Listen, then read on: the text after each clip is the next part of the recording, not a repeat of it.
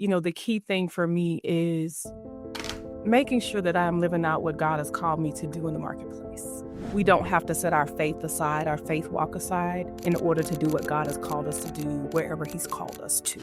In this episode of Conversations Beyond the Brand, Dr. Tashana Thompson speaks with Trina Hill, founder and CEO of TLH and Consulting Enterprises, an executive coach with over 25 years in technology, empowers leaders and executives to own their posture and leverage their power in corporate America. Can you tell me about your story and what's called you to this work?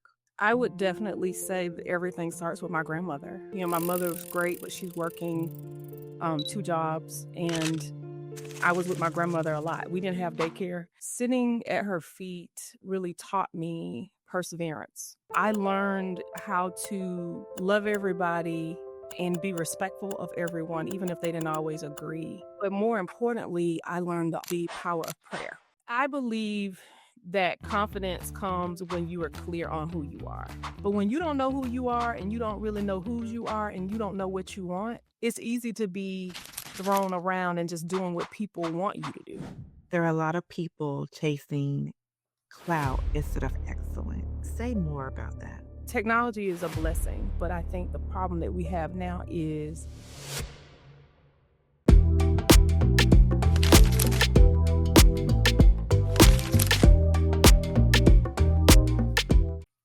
Welcome back to another episode of Conversations Beyond the Brands.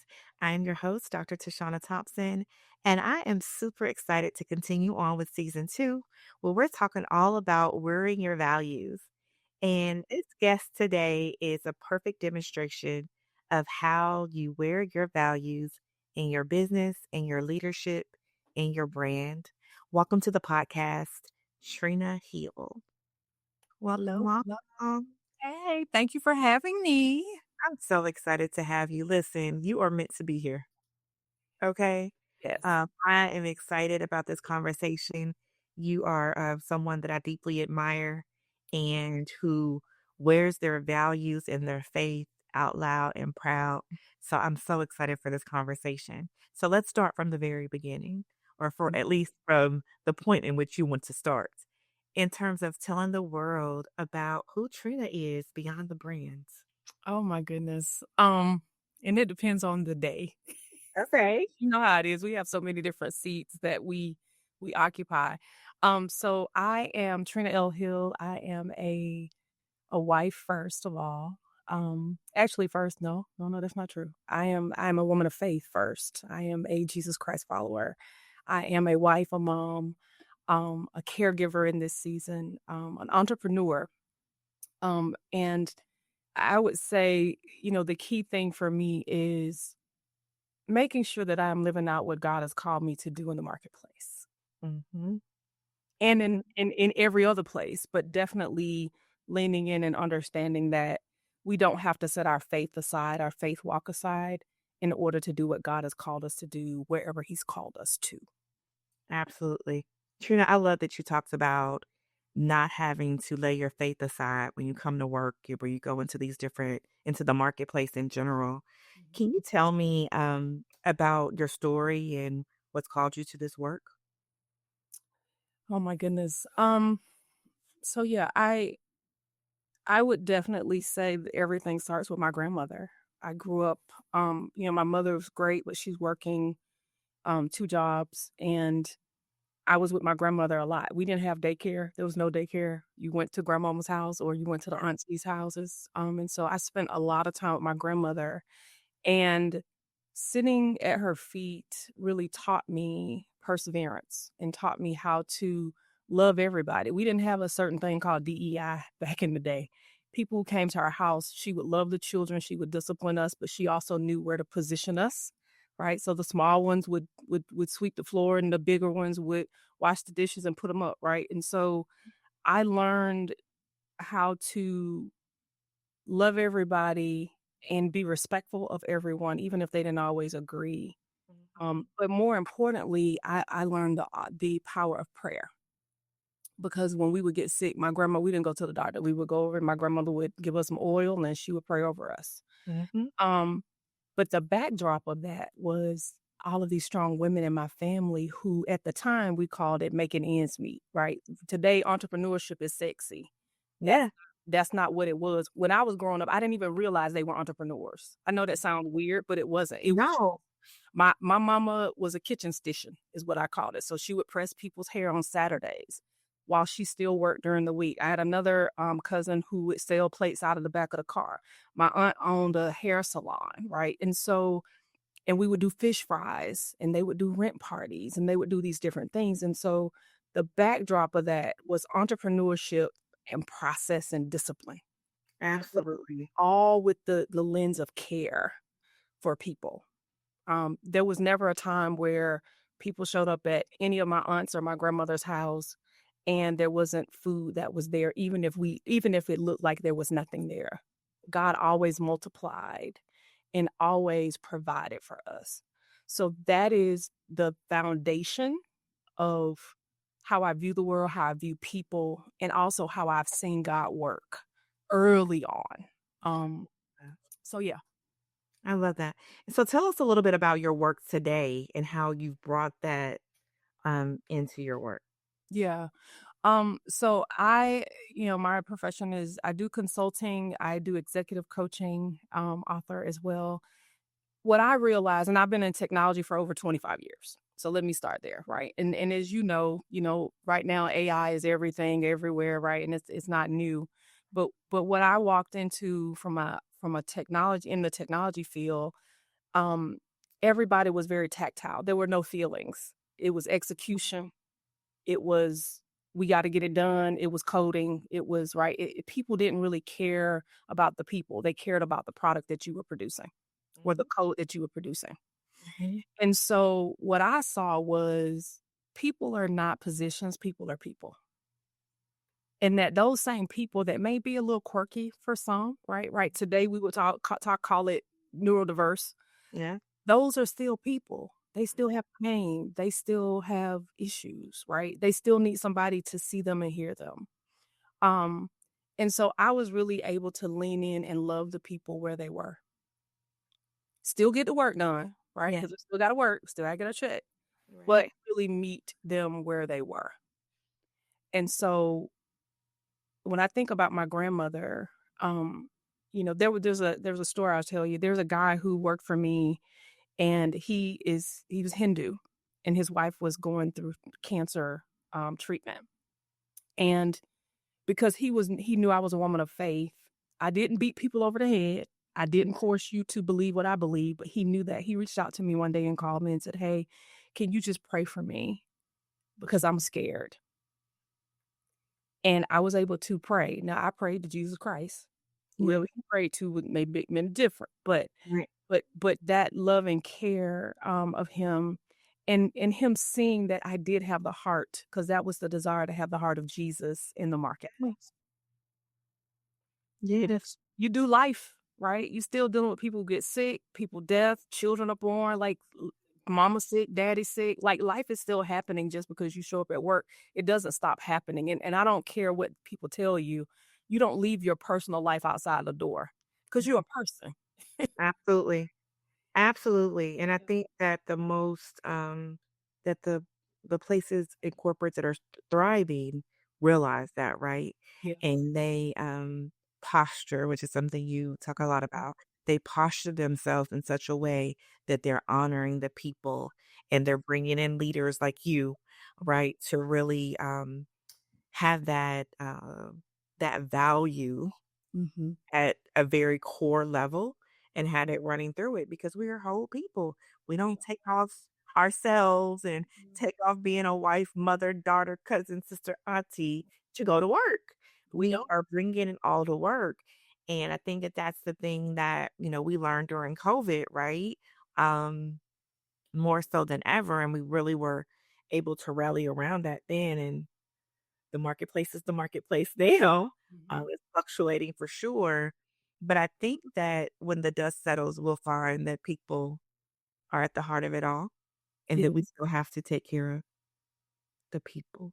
that's right. So, again, posture is something that you and I've had a lot of conversation about, and you speak so powerfully about, especially for um, Black women and women in general, Mhm. you know, posturing themselves in the corporate space.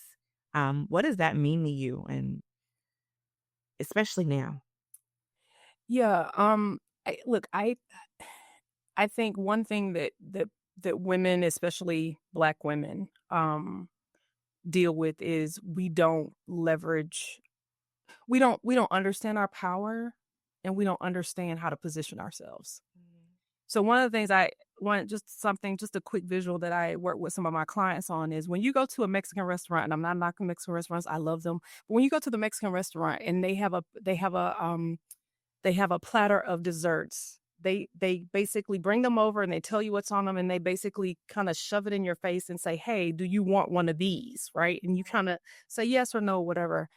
But when you go to a five-star restaurant, they lay the napkin in your lap because they probably changed it after dinner, and they hold it up high, and they talk about the value, the delicacy, and the butter and the richness of these desserts. And what I found is that oftentimes they selling the same thing, Mm-hmm. right? It's same, in some places the same thing, right? Like Right. you're like, really? Um, but it's the way that they position. And so when we think about how we show up and our posture in these places, we need to stop showing up as the Mexican restaurant platter Right. and showing up as the five-star platter, that because there is richness in us, there is value in us, and we give you an experience, and we need to lean into that. And then also, in addition to understanding our value, is leverage our power. We have people that are sitting in seats that have a lot of influence, even if their titles do not necessarily correlate what they perceive to be as being big, Mm-hmm. and they don't leverage their power. Mm. Talk more about that. Yeah, so I'll say, I'll give you kind of two perspectives. So number one, if you and like I had an executive admin that worked in an area with me, African American woman. Mhm. She had the ear of the king. He couldn't schedule it. He couldn't go anywhere. He didn't know where he was. The leader didn't know where he was going, and there were things that needed to be fixed in the office, but she didn't feel like she could say what she needed to say because of her position. Mm. And so we had a conversation one day, and I was like, "Why don't you just tell them here are the things that you need in order to make your life better? You're helping to support him, so ask him for what you need." Yeah. And it took some times, and so she finally asked for what she needed, and she got it. Okay, now I'm gonna say that's definitely a different level in the organization. But Tashana, I deal with the same thing with executives, where sister got $5 million budget. We're talking about coaching, and she's saying, "Well, I need to go ask my manager." What? Why are you going to ask your manager when you have a budget? A $5 million budget. Now we know you're not going to spend $5 million on Absolutely. You coaching, gotta be, yeah, responsible. but but there is money that's set aside in every company for learning and development. Absolutely. And you are a part of that. So you make sure your team gets fed, but you're not feeding yourself. Yep. And I think that, you know, in my experience, I think that we're so scared to doing something wrong, right? Mm. And to be reprimanded Mhm. for doing the wrong thing or even be perceived um, with doing something wrong. Because I think there's a certain level of suspicion that comes with blackness. That's a whole nother conversation, right? Yeah, so Especially in corporate America or in any business, right? That whether it's true or not, that we perceive right. um, that we need to make sure that we are bigger, better, faster, right? More up to par than anyone else. And that means that I'm going to ask 3 times because I don't want anybody to ever come back and say that Mm. I didn't get the approval. I didn't do what was right. That I used my P card in a way that I shouldn't have, or Mhm. I can't, I can't have the risk to my livelihood. So, and I think that that's what comes into play. Um, and one thing you talk about a lot in having this power and the posture of how we position ourselves is also the relationship. Yes. So the relationship to the leader, what was the relationship that that leader, that that secretary had or the executive assistant had with that leader, you know? Um, Mhm. those are the things that we don't fully understand, I think, sometimes and or leverage. Yeah, yeah, I agree. I agree. But I think it goes back to something you said is you said we want to check, we want to check, right? And to me, that's rooted out of fear. And Absolutely. I understand that, but what I believe is this is that if you don't ask for what you need, then you're not gonna get what you need. Because there are other people that don't look like you. They're not asking for what they need. They're if they have a multi-million-dollar budget. Now the admin might be a little different. Yes, for If sure. you have a multi-million-dollar budget and you're an executive level, the company has already said, "We trust you." Absolutely. Say Okay, that so why again, Trina. yeah. Say it again. So, yeah, if you're an executive level, or management level, etcetera, right? The company has already said, "I trust you." And so, the further up you go in the chain, you shouldn't be asking permission.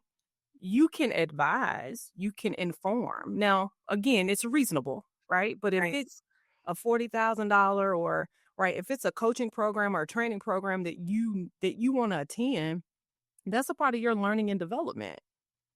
Just like you make sure the people that work for you have learning and development, you need to make sure that you're seeing yourself. Like you said, if we want to go faster, the way people go faster is they get coaches. Yep. The Straight. way they get better, they get coaches, right? They get or they leverage if you're in a business, you're gonna get a coach or you're gonna get a consultant to come in and help expedite your growth. And so we can no longer afford to walk in fear, even in this climate. I believe that there is a way for us to posture and ask for what we need Mhm. in a way where it's business speak, value speak, not only just to us, but also to the organization.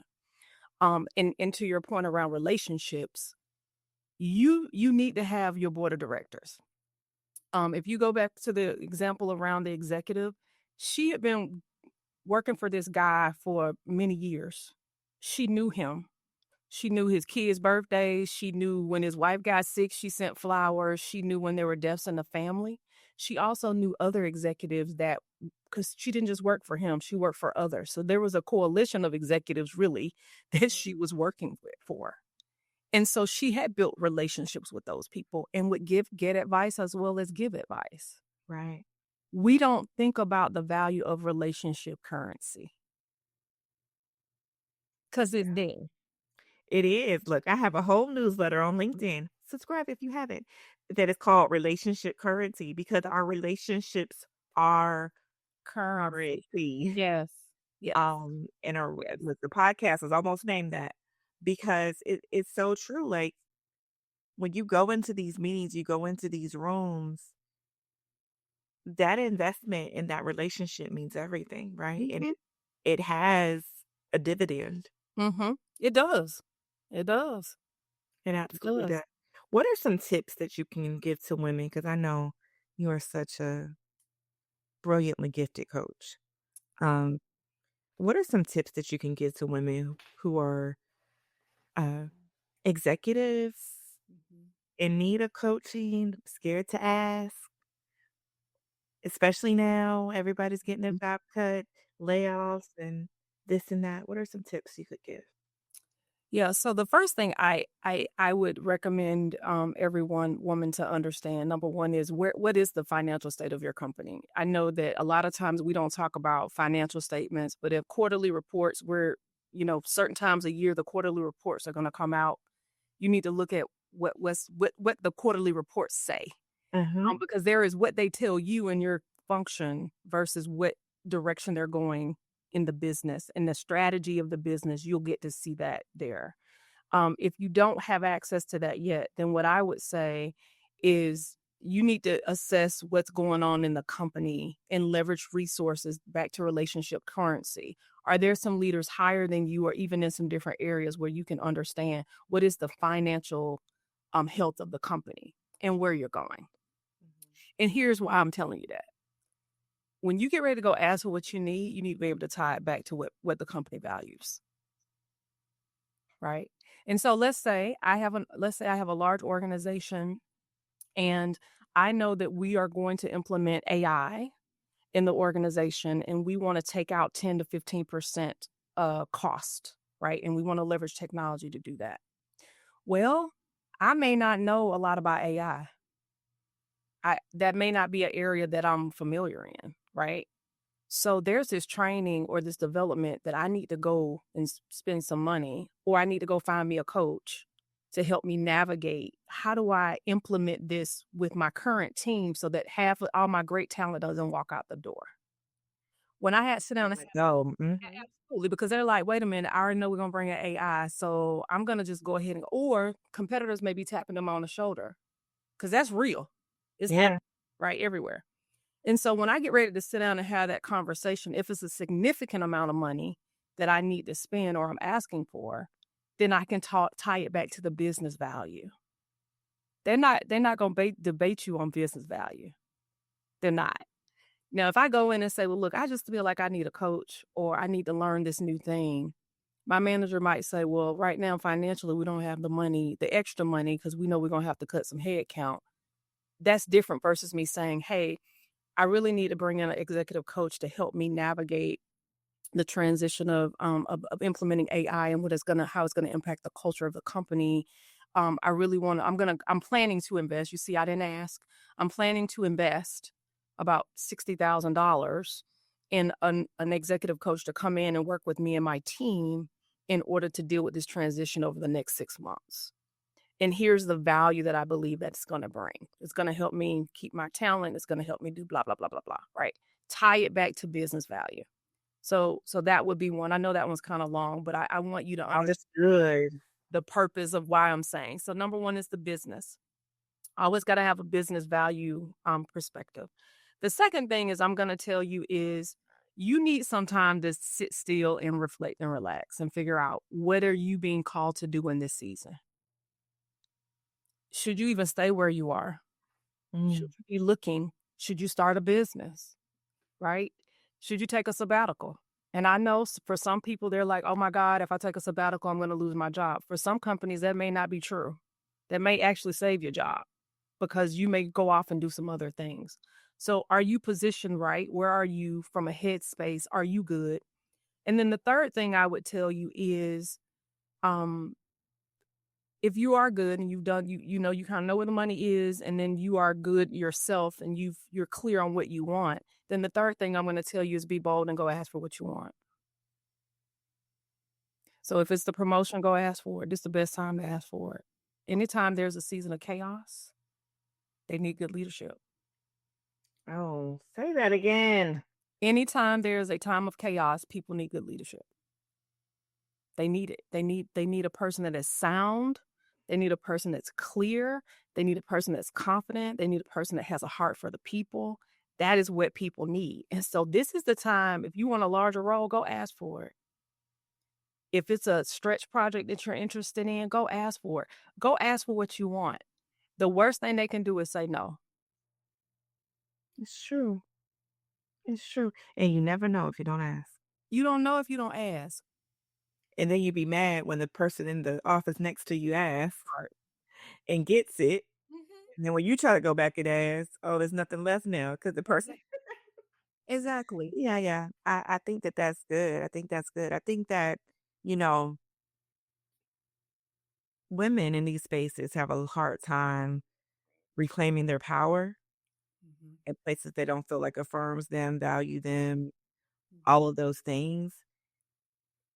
You gave some really good tips, but how can women have the boldness and the confidence to even have the conversation to take the steps that you just suggested? They can set up some time with me. Sure thing. It'll be in the show notes. How you Yeah, doing? yeah, yeah, yeah. Um, I Before we jump back in, have you ever felt like running your business means wearing so many hats? Like you're juggling everything at once? That's why we're proud to have Beyond Business Solutions as the sponsor of this episode. They help entrepreneurs like you stay organized, save time, and focus on what really matters, growing your business. If you're looking for your very own branding and marketing team that truly cares about helping you succeed, visit beyondsolutions.biz. Now, let's get back to the conversation. I believe that confidence comes when you are clear on who you are. And I go back to my faith, right? When I know who God has created me to be, and I'm confident, and this didn't happen overnight, right? I think we are constantly evolving. In the words of former First Lady Michelle Obama, this is an evolution, right? I didn't get here overnight, and I'm still evolving as a woman. But the Right. reality is, you really need to get clear on who are you, what are your value systems, and what do you really want. And when I say what you want, I mean not what they told you you should have, but what do you really want? What is your heart's desire? Once you understand that, you know who you are, you know whose you are, and you know what you want, then that confidence comes and you're clear about your do's and your don'ts. You're clear that no, I'm not going to take that job because it's going to impact, my home life. Or yes, I do want to take that job because here's this thing that I want to explore and I want to learn because that aligns with my 5-year plan of me working for myself. Right. You're clear. But when you don't know who you are and you don't really know whose you are and you don't know what you want, it's easy to be thrown around and just doing what people want you to do. Or what you believe success looks like, going after Yes. the next big role that's gonna stress you out, make all your Yes. hair fall out Yes. because it's something you really don't want, but maybe the next thing that you are expected to do, right? Correct. Um, so I think that that is so incredibly important. Like, what do you value? Do you value freedom? Mhm. Value a work from home position? There's Mhm. the people that will take less money just Yes. to continue to stay at home. Like, what are those things? I think it's so important. And, your faith Yeah. that is at the heart of everything that you do.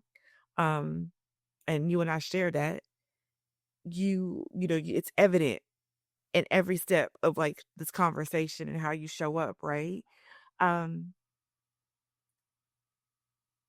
has it always been so out loud and proud? Because, if you follow Trina on LinkedIn, which if you don't, you should, she is constantly giving scriptural reference and um, motivation and inspiration and, really tackling real world things that are happening every day and Mm. coming back to faith, coming back to who God says we are. Have you always been so out loud and proud and in your faith? Yes, I have. Of course, as I've matured, it looks different, but yeah, I've never been apologetic. And the reason I haven't been is because again, growing up in I'll say definitely in tech from a corporate perspective, look, I had to honor teammates who said, "Hey, at 12 we're praying," and they pull their mats out in their cubes at the time when we were in the office and they would pray. Or I would see people pull over in my neighborhood and I could see them they would pull out their mats and they would pray.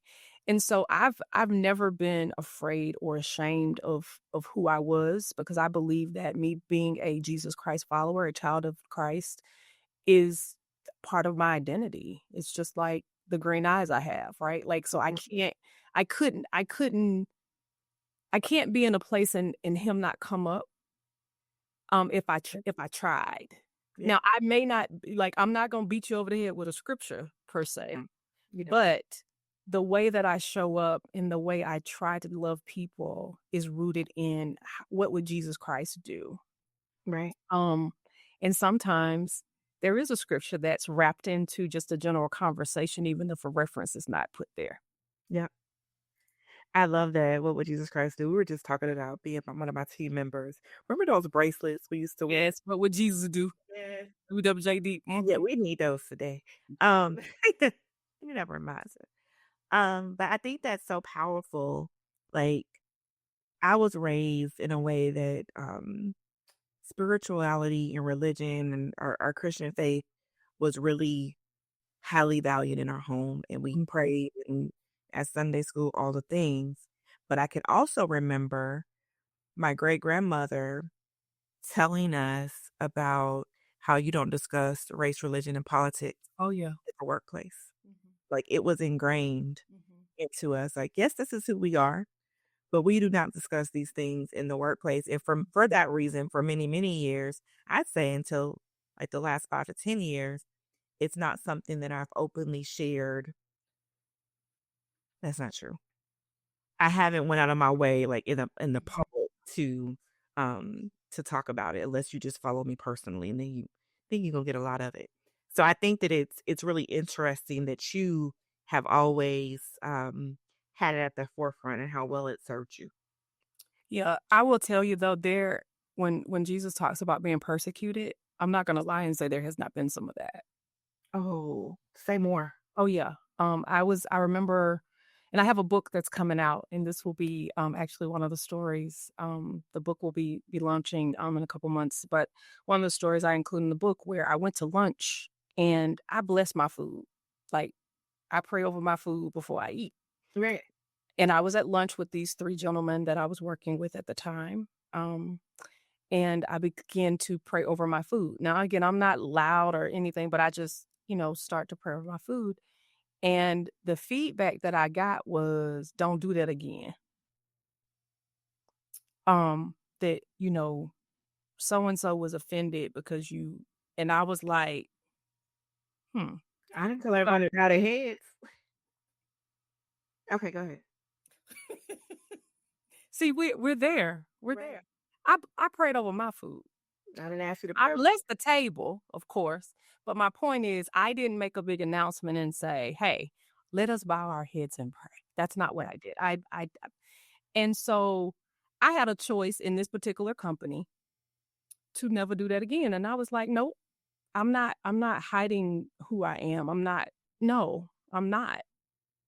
I know there was a ding. I know there were probably some projects that I didn't get, and some things that happened behind the scenes, but I didn't care because you don't get to because of the life that I have lived and how God has shown up for me time and time again when I dealt with racist people, when I dealt with people who were physically trying to intimidate me in these spaces, when I dealt with um uh straight up discrimination, sexism, sexual harassment, you name the gamut, because that's real. That's stuff people don't talk about. These are the things that actually happen Mhm.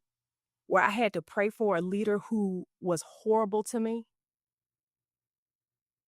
who was constantly trying to set me up, or I had to pray for men who sat in a room and watched somebody put their fingers in my face as a man, and I'm the only woman in the room. Okay. So when I say that it is but for the grace of God, Mm. it is Him that placed me in corporate America. It is Him that kept me in corporate America until He released me to do to work for myself. I know where my help come from because the Trina before Christ, I grew up with boy cousins, and although I'm sweet and nice, they with no DEI. Remember, I told you everything was equal opportunity. So when they Mhm. punched me, they didn't punch me like I was a girl, That and they didn't let somebody else do it. But they treated me just like a equal. So to sit and allow someone to be so disrespectful to where they put their fingers in my face, that's deep. that's very in our community, that is That's deep. That's fight. Yeah, you don't do that. I get Or now. to sit across the table from someone who tells me that even after over 20 years of well, at the time it was less than that, of technology experience, that I was not qualified for the job that they gave me because they just gave it to me because I was a black woman. But I'm also a black woman with a master's degree I think in that's what circuit we've tracing. gotten in many of these spaces, like, yeah, I do happen to be Black, but I also happen to be the most educated person sitting in this room. Well, first of all, I've n no one has ever given me anything. Everything that I have done, I've been working since I was 14 years old. Mhm. I got the degrees, I got the certifications. I worked late. I did the work 'Cause you had to. because I had to. But again, Holy Spirit had to Right. sit across the table from this man and say, "Trina, don't say anything." And I had to be quiet and let him attack my integrity, my background, and God dealt with it Mhm. Better than you ever could. better than I ever could. And so when I say this walk, going back to, our initial discussion around my relationship with Jesus Christ, my relationship with God, my relationship with Holy Spirit Mhm. is the key to my success. Every day has not been easy, but I know has been him that has kept me. I know they have walked me through some things that I know for sure I would not have been able to walk through, but I Mhm. also know he elevated me in places where people wouldn't have wanted to, but God worked on their hearts and had them do it anyway. Mhm. Yeah. The Bible talks about how it calls people to bless you, even when Yes, people calls to bless you. I think absolutely. that that's like the resilience that you're talking about is something that we don't discuss often enough. Mhm. And it's, the importance of being resilient in these spaces. And, you know, most women, look, I'm going to stereotype, most women are really resilient, Mhm. especially women of color, because you have to be. Yes. Um, and, what we're talking about is not just surviving, but thriving and sustaining. And how do you cultivate, all of this as a business owner, especially coming from corporate? So let's talk about the transition. Oh, honey. Because you and I have talked about this. Yeah, we have. This has been definitely a walk of faith. It is Lord, I surrender. I'm not comfortable. I don't like this. Because again, I've been working for someone since I was 14. Mm-hmm. And it's different to say I trust you when you know you're gonna get a check every Yeah. 2 weeks versus when you got to go find the check. Um, yeah, but the thing that he revealed to me the other week, and I think I actually posted about this, was provision. So God had given me, I've been talking to God saying, okay, so Lord, what you want? Cause I don't that's how I talk to him. Me and him, we had this relationship. Sometimes he like, look, girl, be quiet. But Mhm. um, I was like, so what is this? And he was like, Trina, the provision has already been provided. It is not in your possession. And I was like, okay, but what does that mean? And then he did what my daddy would do, be quiet and walk off. I said what I said. My 'Cause I friend. said what I said. I ain't gotta explain this to you. I'm not gonna give you a timeline. And so he said that to me. And then I think it was like last week, I think it was last week, week before last. All of a sudden I started really paying attention to provision. So a girlfriend of mine, she sent me a gift card for massage. Well, I was having my mom's been, my mom's been having some health issues. My dad, I'm dealing with both of them. And so she sent me this gift card to this place for the spa for me to get a massage. And God was like, provision. Mm, I love to go to AMC. I'm a big movie girl. I love to go to movies anyway. I love to go by myself. Doesn't matter what it is. But and I was like, God was like, log into your AMC account. So I log into my AMC account. I had credits, mm, provision. I had taught at my church, and a friend of mine took me to dinner after, and she paid for it. I wasn't expecting it. Provision, mhm, right? Even I think about yesterday, I was just having a heavy day because, again, taking care of my mom. And for my husband just to look at me and just walk up to me and give me a hug and just allow me to put my head in his chest, again, it's provision. And so when I really think about, I'm like, I don't want to cry, but when I really just think about how awesome he is, like when we think about provision in this world, we automatically think about money. mhm, Provision is so much more. God says, I will provide all of your needs. He didn't just say your financial needs. He said, I will provide all of your needs according to his riches and glory. And so when I think about this season of life, it's okay, Lord, I trust you. I trust you for my provision. I trust you with my father. I trust you with my mother. I trust you with the roof over our heads. I trust you. I trust you will open me. I trust you that you will send me the right clients, coaching clients, and you will send me the right consulting clients, Lord. Um, I trust that, Lord, if it is your will that you decide to put me back into the marketplace, that you will open the right door. Because wherever you put me, my desire is to please you, mm. wherever that is. And when that is your posture, Yes. Mm, I'm telling you, you can't help but to be blessed. You amen. really can't escape his blessing. Um, they chase you down and they overtake you. Mhm. The goodness and the mercy. Yeah. So, mm, okay. Thinking my, I think that's really so telling of who you are, and so even more telling of who your God is, Mhm. and what a He's mighty good. God we serve. Yes, honey, he good. He's good. And entrepreneurship. I was just thinking about it. I am quickly approaching my 19th year. And when I think about the provision of God Yes. I'm telling you. and with the people sending, God will send you the right people. Look, Yes. I ain't gonna tell you how many people I've had on this team in the last 19 years, right? Mhm. But though all of those things you said, all of these things will be added to you, exceedingly Yes. abundantly, all right. And it's the people that He surrounds you with. It's the relationships, the love, the mercy. A Yes. husband that you can Mhm. cry on his shoulder, right? That is loving and kind and all of those things. The things that people in their search for external validation and money miss, Yes. could Yes. easily miss, right? Yes. And this leads me perfectly into our next segment. People often looking for the clouts of things Yes. versus the hearts, Mm. the quality of things. Let me get, like I said, let's come there. All right. Um, and you and I talked a lot about this, about, Mhm.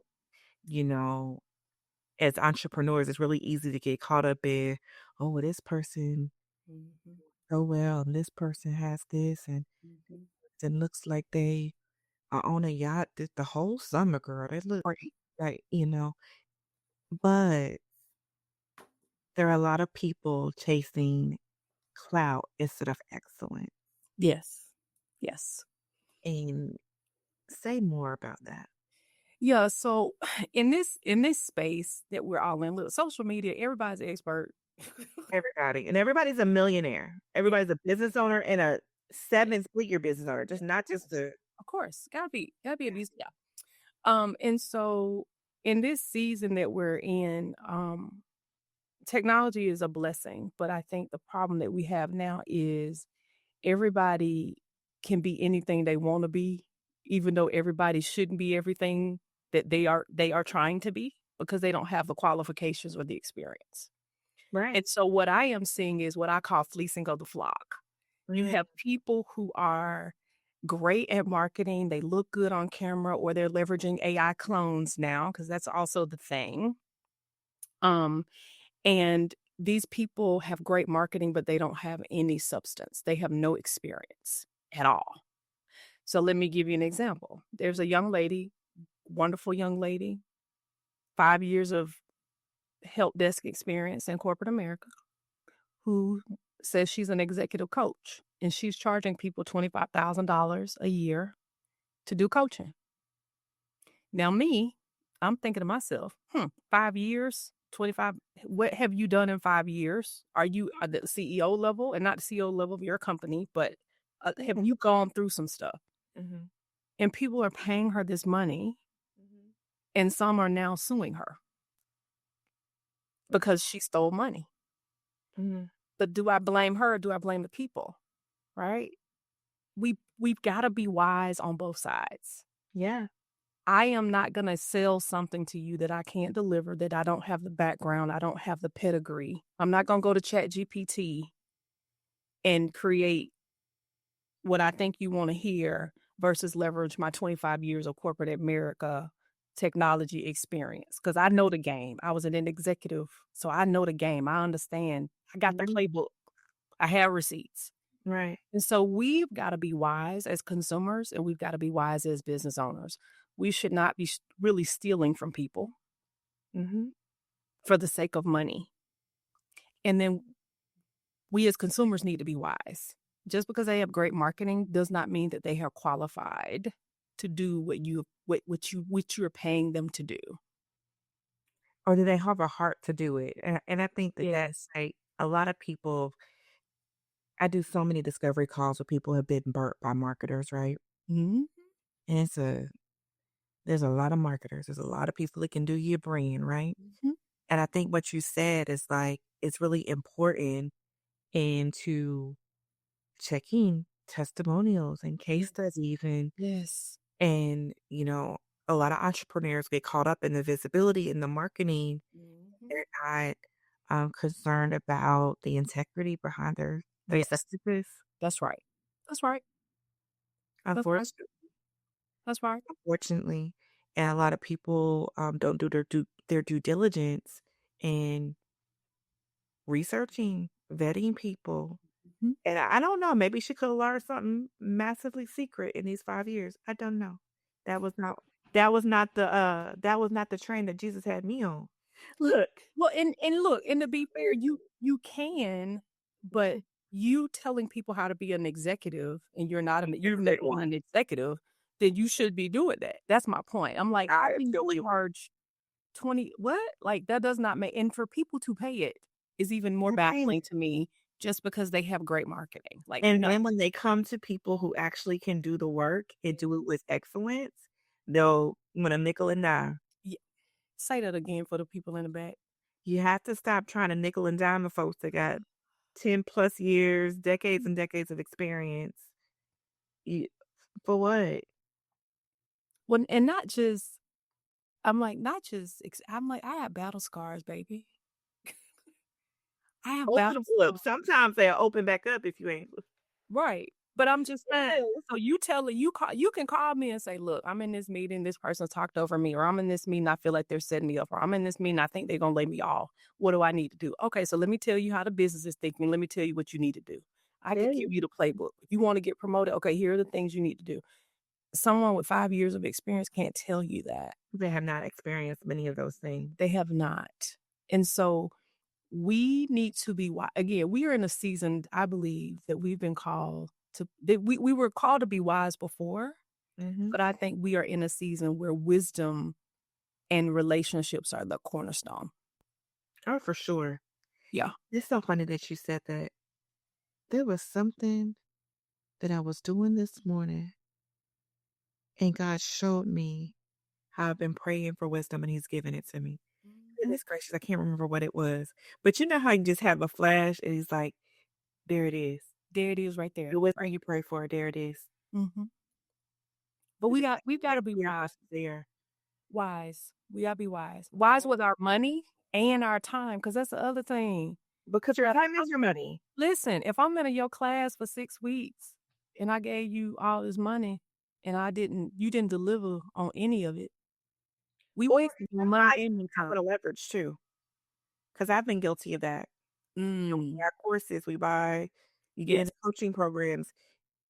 Do a coach can only be a coach or any partner, okay? yes, It's yes, only as effective as you are. yes. You Yes. cannot come into situations and abdicate all responsibility Mhm. and think Trina or Tashana gonna be able to stay today and then be pissed when we can't Right. because you don't show up. Yeah, it's a partnership. Everything is a It's a partnership. partnership. It's a And I partnership. think that sometimes people believe that they've laid down whatever amount of money Mhm. and that they could just walk away. Mm-mm. And you still gotta show up. Mm-mm. Jesus said faith without works is dead. Dead. So But for you now, right. my So grandma would you say. could I can't do it for you. So yeah, so again, I really try to work with my clients.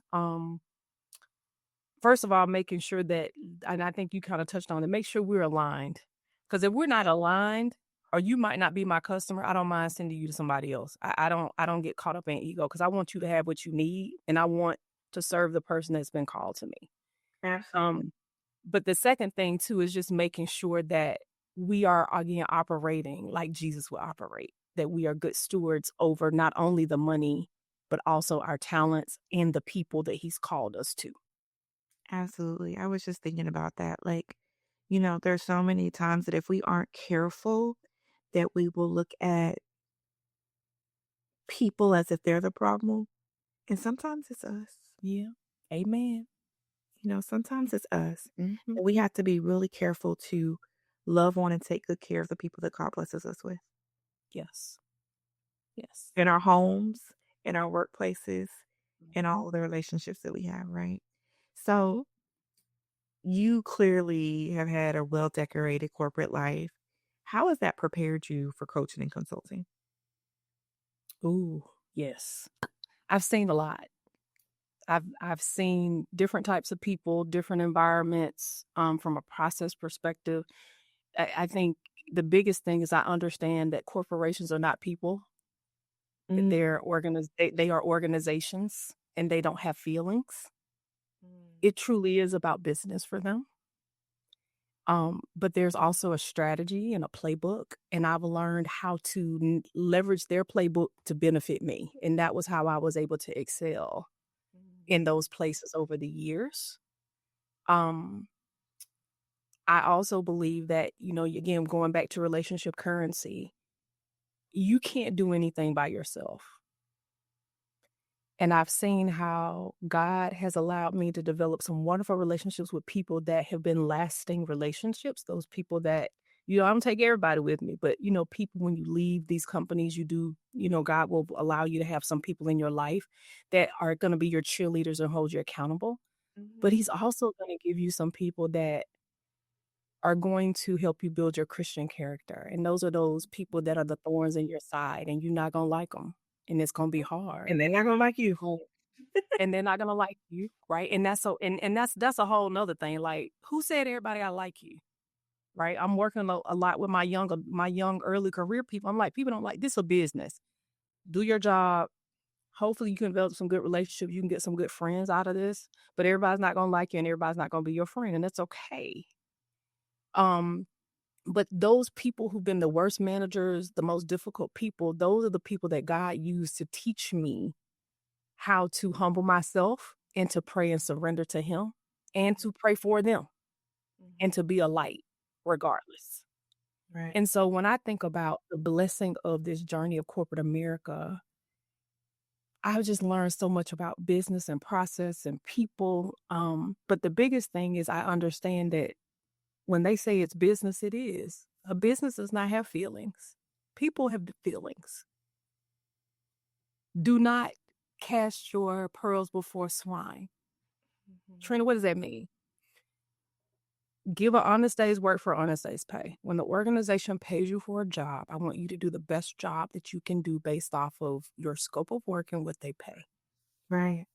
I'm not going to tell you not to do a little extra, but what I'm going to tell you is if you do above and beyond, and God did not tell you to do that, Mhm. and they don't give you a raise or they don't give you a promotion Mhm. because you believe you're working off your own playbook, then you can't get mad. Right. That's a good word. Jordan, one thing I want to ask you, because we've talked a lot about coaching and executive coaching in the corporate space.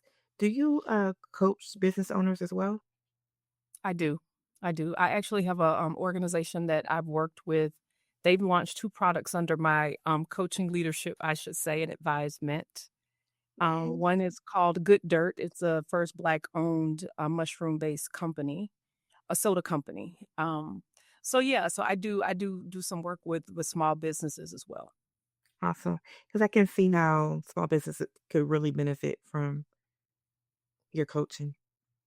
Okay, Trina, before you go, I want to have a little fun with you, if I may. Yes, yes, I, you may, of Let course. me ask you a few quick questions. Tell me the first thing that comes to mind. Coffee or tea? Tea. What's your tea order? Starbucks medicine ball. Love it, love it. One scripture that anchors you. Isaiah 41:10, fear not, for I am with you.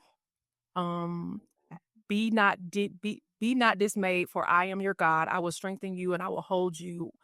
I will uphold you with my righteous right hand. I have that as a poster in my office. So that's my anchor, one of my anchor scriptures. I love it. I love it. What's one book you recommend to every woman in business? For I would every woman. say for yeah, everyone, I would say The Go Giver. It's a book, it's about 138 pages, and that book really talks about service. Oh, I love it. One lesson you go back and tell your younger self.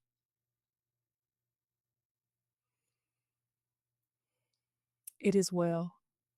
Mm. That's a good one. It is well. It is well. How do you define success in this season? Mm, that's a great question. Um, richness, depth and richness of love in my relationship with my husband of 25 years. Um, coaching our young adult son instead of telling and giving him space to figure it out without me having to fix or feeling the need to fix. Mhm. Surrendering, which has been the hardest, my parents back to the Lord Mm, because I can't fix it. mhm, And then for me, it's being where I am and being where I am and just trusting that God's got it. Like just truly surrender, release that I don't have the burden of figuring it out, just surrender. But being where I am and really cherishing those moments. So like this moment, you and I will never get this back. But really drinking and smelling and tasting mm, the experience versus just saying, okay, this is one more thing I got to do today. You know what I mean? So mhm. again, just the enjoying life and being intentional about that every moment instead of just living life. I want to enjoy life. And be present in every single moment, Yeah. fully present. Yeah. I love that. I love it. Well, Trina, thank you so much for being with me today. I have Mm, so thoroughly enjoyed this conversation, and it is so clear that you were called to do the work that you are doing. And I just thank God for being able to rub shoulders with you on mm, your journey. And you just dropped so many jewels and so many pieces of wisdom. And to our listeners, please connect with Trina. We will have all of her information in the show notes. If today's episode has been a blessing to you, please like, comment, and subscribe. Until next time, stay rooted, stay connected, and stay in relationship. See you soon.